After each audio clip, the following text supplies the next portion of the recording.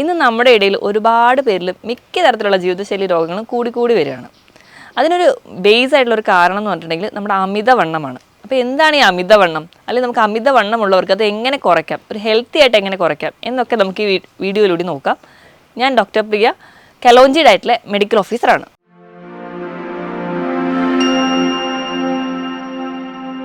അപ്പോൾ എന്താണ് ഈ അമിതവണ്ണം എന്ന് നമുക്ക് ആദ്യം തന്നെ നോക്കാം. അമിതവണ്ണം എന്ന് പറഞ്ഞാൽ നമുക്ക് നോർമലി എല്ലാവർക്കും അവരുടെ ഹൈറ്റിനനുസരിച്ച് വേണ്ട ഒരു വെയിറ്റ് ഉണ്ട്. ആ വെയിറ്റിലും അധികമായിട്ട് നമ്മുടെ ശരീരത്തിൽ കൊഴുപ്പ് കെട്ടിക്കിടക്കുന്ന ഒരു അവസ്ഥയാണ് നമ്മൾ അമിതവണ്ണം എന്ന് പറയാം. അപ്പം ഓരോരുത്തർക്ക് നോക്കുമ്പോൾ അവർക്ക് അമിതവണ്ണമാണോ എന്നൊക്കെ തിരിച്ചറിയാൻ വേണ്ടി നമ്മുടെ WHO തന്നെ ഒരു മാനദണ്ഡം വെച്ചിട്ടുണ്ട്.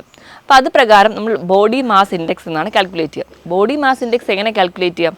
നമ്മുടെ ശരീരഭാരം കിലോഗ്രാമിൽ എടുക്കുക, അതിനെ നമ്മുടെ ഹൈറ്റ് മീറ്റർ സ്ക്വയറിൽ വെച്ച് ഹരിക്കുമ്പോൾ കിട്ടുന്നതാണ് നമ്മുടെ BMI എന്ന് പറയുന്നത്. ആ ഒരു BMI എന്ന് പറയുന്നതിൻ്റെ വാല്യൂ എത്രയാണോ കിട്ടുന്നത് അത് വെച്ചിട്ടാണ് നമുക്ക് അമിതവണ്ണമാണോ അതോ നമുക്ക് നോർമൽ വെയിറ്റ് ആണോ എന്നൊക്കെ കാൽക്കുലേറ്റ് ചെയ്യുന്നത്. ഇപ്പോൾ നോർമൽ എന്ന് പറഞ്ഞാൽ 18-നും 25-നും ഇടയിലാണ് നിങ്ങൾക്ക് BMI കാൽക്കുലേറ്റ് ചെയ്യുമ്പോൾ കിട്ടുന്നതെങ്കിൽ നമ്മൾ നോർമലാണ്, നമുക്ക് അമിതവണ്ണവുമില്ല, നമുക്ക് ശരീരഭാരം കുറവുമല്ല. ഇപ്പോൾ 18-ന് താഴെ വരുവാണെങ്കിൽ നമുക്ക് ശരീരഭാരം കുറവാണ്, നമ്മൾ വെയിറ്റ് കുറവാണ്, അണ്ടർ വെയിറ്റ് എന്നൊക്കെ നമുക്ക് പറയാം. ഇപ്പോൾ 25-ന് മുകളിലോട്ട് വരുമ്പോൾ നമ്മൾ അതിന് അമിതവണ്ണം എന്ന് പറയും. ഇപ്പോൾ 25-നും 30-നും ഒക്കെ ഇടയിലാകുമ്പോഴത്തേക്കും നമ്മൾ അമിതവണ്ണത്തിൻ്റെ ഒരു കാറ്റഗറിയിൽ കൂടും. ഈ 30-ന് മുകളിൽ പോകുമ്പോഴത്തേക്കും നമ്മളതിനെ പൊണ്ണത്തടി എന്നാണ് പറയാം.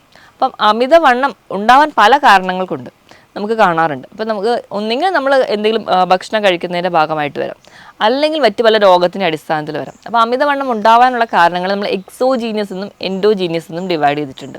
അപ്പോൾ നമ്മൾ കഴിക്കുന്ന ഭക്ഷണ രീതിയാണ് പ്രശ്നമെങ്കിൽ അതുമൂലം നമുക്ക് അമിതവണ്ണം വരാം. ഇപ്പോൾ നമുക്ക് അതല്ലാതെ വരുന്ന ചില രോഗങ്ങൾ മൂലം നമുക്ക് അമിതവണ്ണം വരാറുണ്ട്.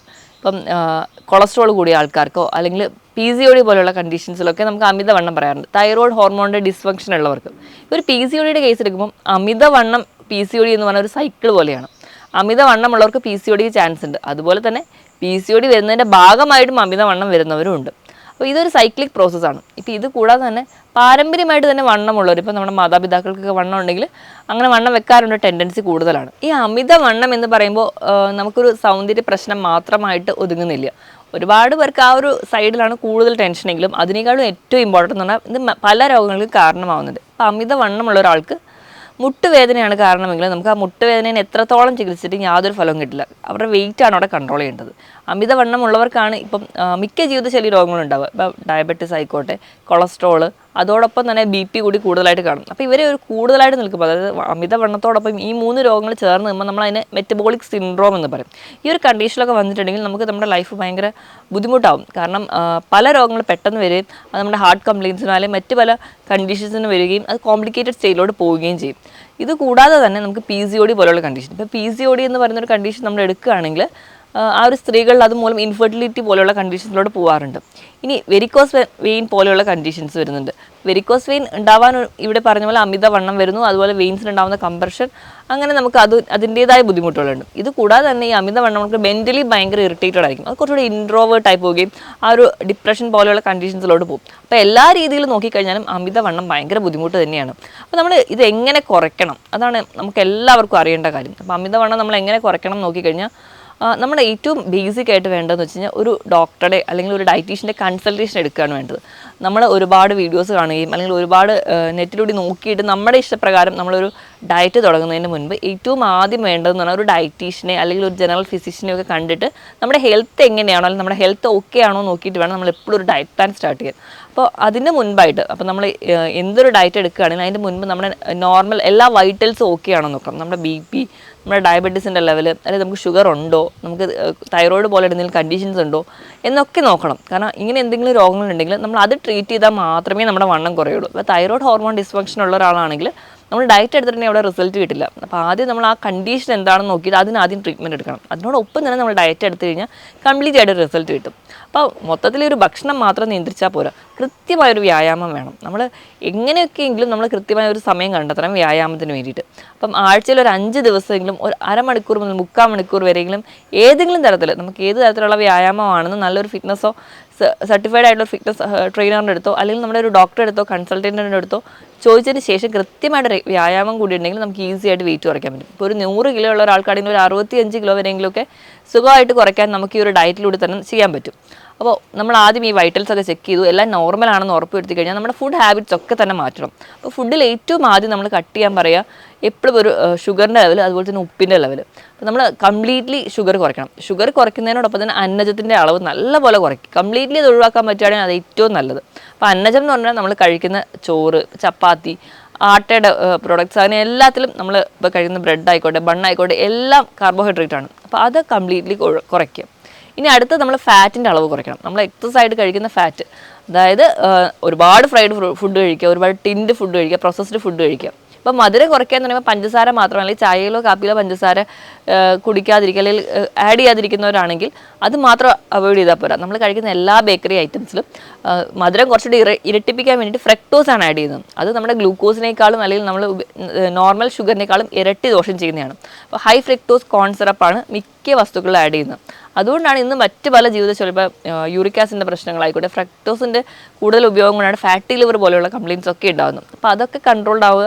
അതിനോടൊപ്പം തന്നെ ഡയറ്റ് എടുക്കുമ്പോൾ നമ്മൾ ആദ്യം തന്നെ കൺട്രോൾ ചെയ്യേണ്ടത് ഈ പറഞ്ഞ ഭക്ഷണങ്ങളാണ്. അപ്പോൾ ഈ ഭക്ഷണം കഴിക്കുന്ന ഈ ഇതൊക്കെ അവോയ്ഡ് ചെയ്യുമ്പോൾ നമ്മൾ എന്തൊക്കെ കൂടുതലായിട്ട് കഴിക്കണം? കൂടുതലായിട്ട് നമ്മൾ എപ്പോഴും പ്രോട്ടീൻസ് ചേർക്കുക. പ്രോട്ടീൻസ് ആണ് ഏറ്റവും നമുക്ക് വേണ്ടത്. നമ്മുടെ മസിൽ ബിൽഡ് ചെയ്യാനും നമുക്ക് വേണ്ട എനർജി. എപ്പോഴും കാർബോഹൈഡ്രേറ്റ് എന്ന് പറഞ്ഞാൽ നമുക്ക് എന്തെങ്കിലും ജോലി ചെയ്യാൻ വേണ്ടിയിട്ടുള്ള എനർജിയാണ് കാർബോഹൈഡ്രേറ്റ് തരിക. അപ്പം ഇന്നത്തെ ഒരു ലൈഫ് സ്റ്റൈൽ പ്രകാരം നമുക്ക് ഒരുപാട് ആയാസമുള്ള അല്ലെങ്കിൽ അധ്വാനമുള്ള ജോലികളൊന്നുമില്ല. അപ്പോൾ കാർബോഹൈഡ്രേറ്റിൻ്റെ അളവ് മാക്സിമം കുറയ്ക്കുക. നമുക്ക് അതിന് പകരം പ്രോട്ടീൻസ് കഴിക്കുക, നല്ലപോലെ വെജിറ്റബിളും ഫ്രൂട്ട്സും കഴിക്കുക. അത് കൂടുതൽ കട്ട് ചെയ്ത് ഫ്രഷ് ആയിട്ട് സാലഡായിട്ട് കഴിക്കുന്നതാണ് ഏറ്റവും നല്ലത്. നമ്മൾ ജ്യൂസാക്കി കഴിക്കുമ്പോൾ വീണ്ടും പഞ്ചസാര ആഡ് ചെയ്യുന്നു, അതിലുള്ള ഫൈബറൊക്കെ നഷ്ടപ്പെടുന്നു. അപ്പോൾ ജ്യൂസാക്കി കഴിക്കാതെ മാക്സിമം കട്ട് ചെയ്ത് കഴിക്കാൻ വേണ്ടി ശ്രദ്ധിക്കുക. ഇപ്പോൾ സീസണൽ ആയിട്ടുള്ള നമ്മുടെ വീട്ടിലേക്കുള്ള പച്ചക്കറികളോ അല്ലെങ്കിൽ നമ്മുടെ നാട്ടിലേക്കുള്ള ഫ്രൂട്ട്സൊക്കെ കൂടുതലായിട്ട് കഴിക്കാൻ വേണ്ടി ശ്രദ്ധിക്കുക. അപ്പോൾ നമുക്ക് അതുവഴി ഉണ്ടാകുന്ന കുറേ വിഷാംശമൊന്നും നമ്മുടെ വയറിലെത്താതിരിക്കുകയും നമ്മുടെ ബോഡീനെ പ്രൊട്ടക്റ്റ് ചെയ്യാൻ പറ്റും. എപ്പോഴും നമ്മൾ സാലഡ് തിരഞ്ഞെടുക്കുമ്പോൾ അതിൻ്റെ കൂടെ തന്നെ ഒലിവ് ഓയിലൊക്കെ ആഡ് ചെയ്യുമ്പോൾ നമുക്ക് നമ്മുടെ ശരീരത്തിൽ നീർക്കെട്ട് ഉണ്ടാകുന്നതോ അല്ലെങ്കിൽ നമ്മുടെ ശരീരത്തിൽ കൊഴുപ്പടിയുന്ന ആ ഒരു ടെൻഡൻസി തന്നെ കുറയും. അപ്പോൾ ഒലിവ് ഓയിൽ എന്ന് പറഞ്ഞാൽ നല്ലൊരു ആൻറ്റി ഓക്സിഡൻസ് ആണ്. അത് നല്ലപോലെ ഒമേഗ 3 ഫാറ്റി ആസിഡ്സ് ഉണ്ട്. അപ്പോൾ ഇതൊക്കെ ഉള്ളതുകൊണ്ട് തന്നെ അപ്പോൾ നമ്മുടെ ശരീരത്തിൽ എന്തെങ്കിലുമൊക്കെ ഒരു ഫാറ്റ് അടിയാനുള്ള ടെൻഡൻസി ഉണ്ടെങ്കിൽ അത് മാക്സിമം കുറയുന്നത് കാണാം.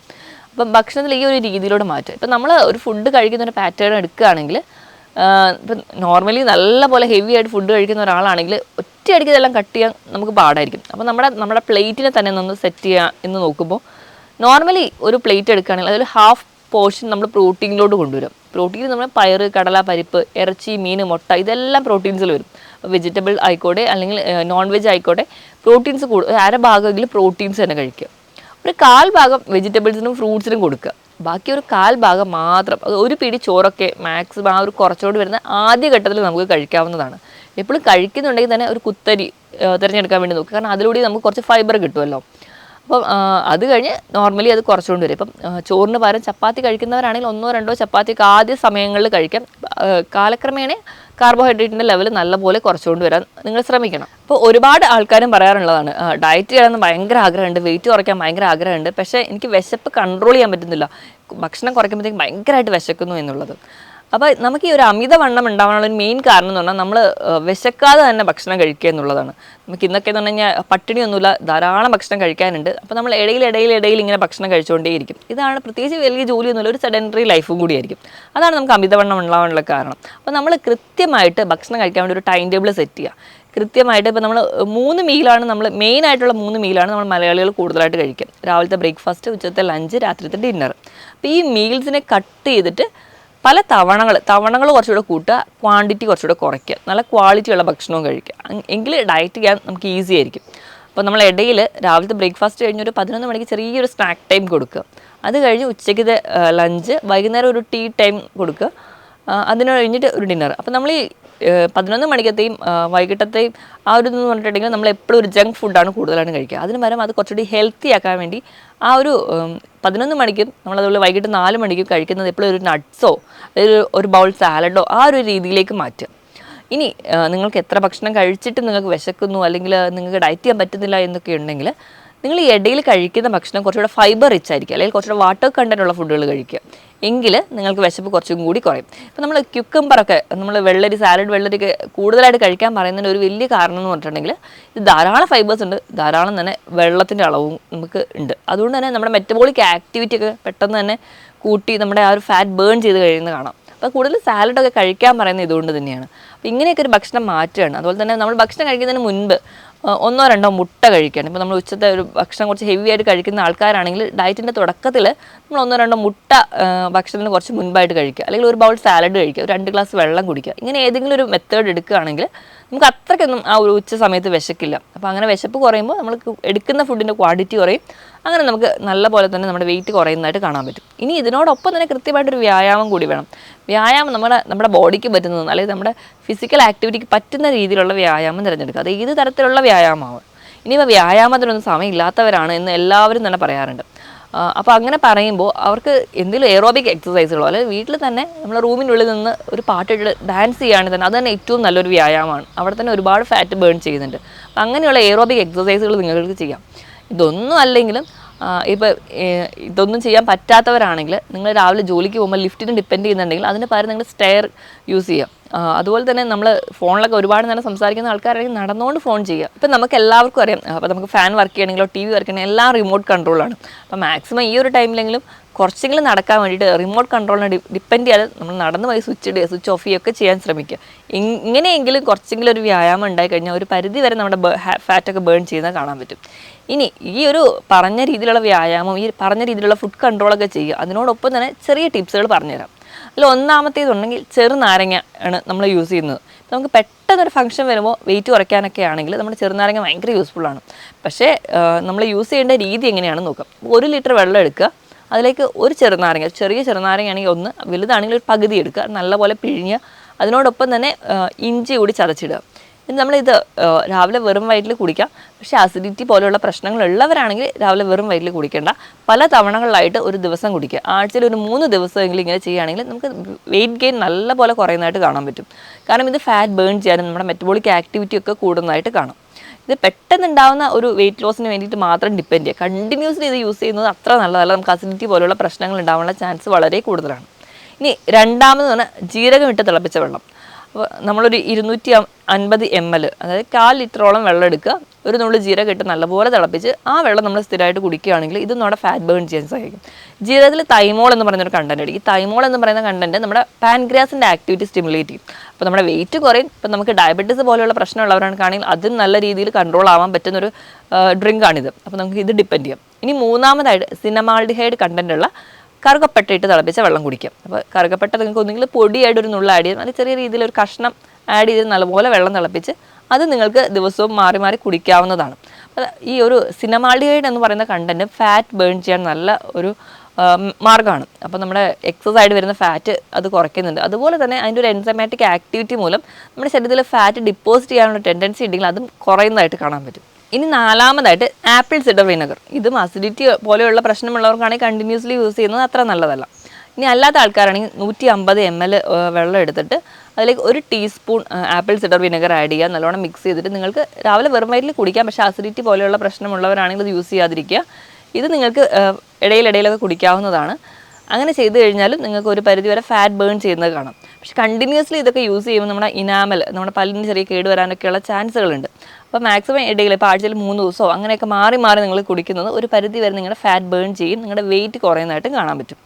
ഇനി ഇപ്പോൾ ചില ആൾക്കാർക്ക് പ്രശ്നം എന്ന് വെച്ച് കഴിഞ്ഞാൽ വയറിൻ്റെ ഭാഗത്ത് അല്ലെങ്കിൽ ഇടുപ്പിൻ്റെ ഭാഗത്താണ് കൂടുതൽ കൊഴുപ്പെങ്കിൽ അവർക്ക് ചെയ്യാൻ പറ്റുന്ന ചില എക്സസൈസുകൾ നമുക്ക് നോക്കാം. ഒന്നാമതായിട്ട് ബ്രീത്തിങ് എക്സസൈസ്. എവിടെയെങ്കിലും നിവർന്നിരുന്നിട്ട് ശ്വാസം പതിയെ ഉള്ളിലോട്ട് എടുക്കുക, പതിയെ റിലാക്സ് ചെയ്യുക.